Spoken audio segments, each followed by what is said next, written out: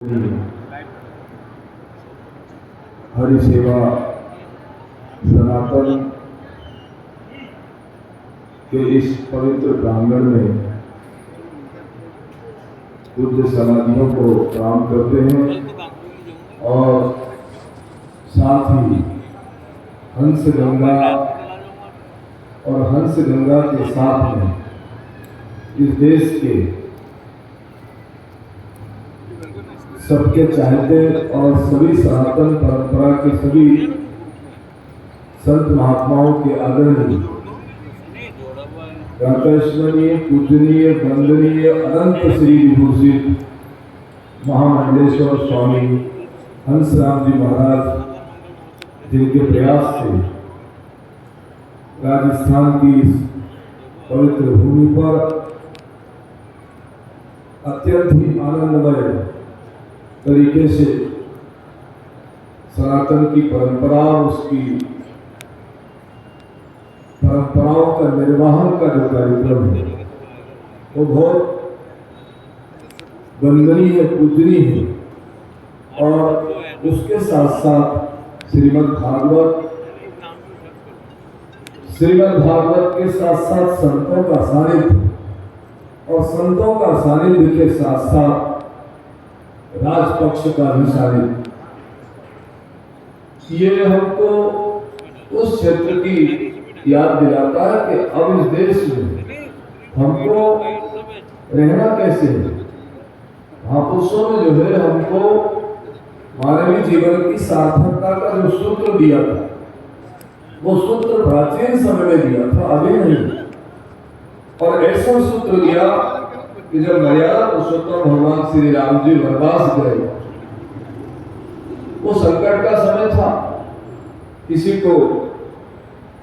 14 दिन के लिए बाहर निकाल दो और 14 दिन से भी कम करे, अब 14 घंटे के लिए अगर कोई बाहर निकाल दे घर से,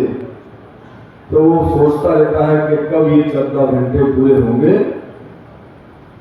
और कब मैं घर जाऊंगा।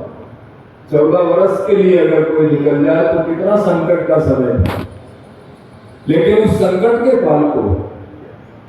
मर्यादा पुरुषोत्तम भगवान श्री राम जी ने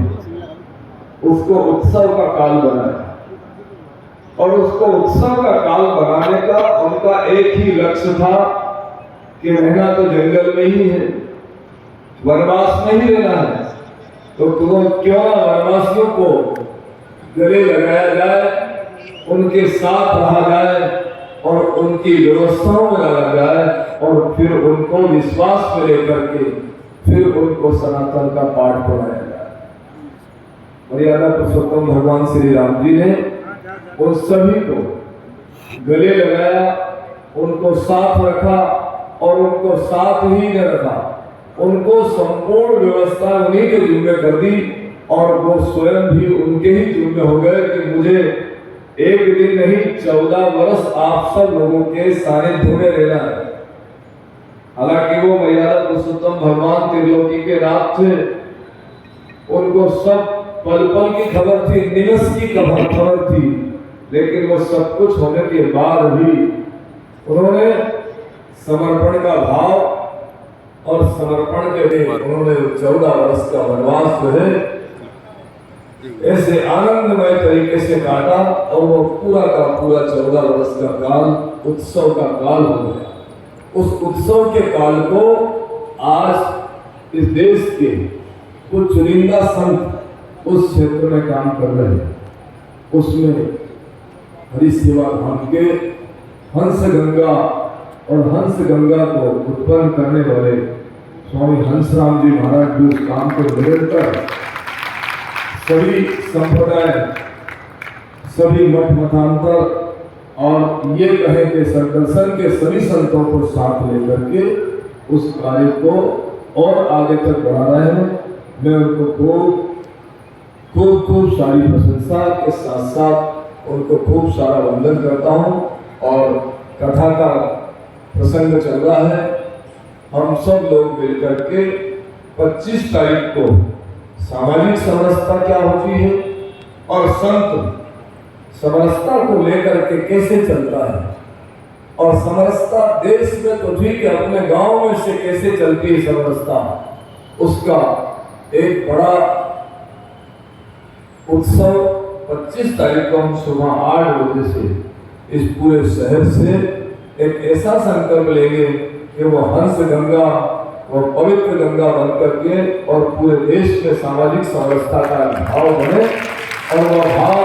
घर घर में जाए, गली गली में जाए, बस्ती बस्ती में जाए और हम सब लोग मिलकर के एक ही बात करें कि सामाजिक समरसता तब तक नहीं होगी तब तक इस देश में जाति पाति पंथ संप्रदाय इन सब को विराम नहीं लगेगा और हमारी सनातन की व्यवस्थाएं व्यवस्थित तरीके से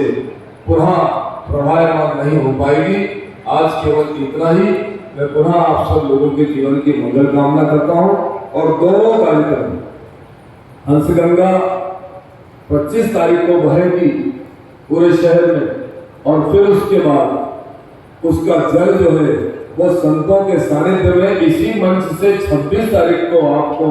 खूब आनंद की वर्षा होगी और वह हंस गंगा ही रहेगी, उसमें कोई संशय नहीं रहेगा।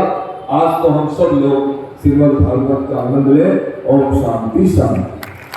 आशीर्वाद प्रदान करके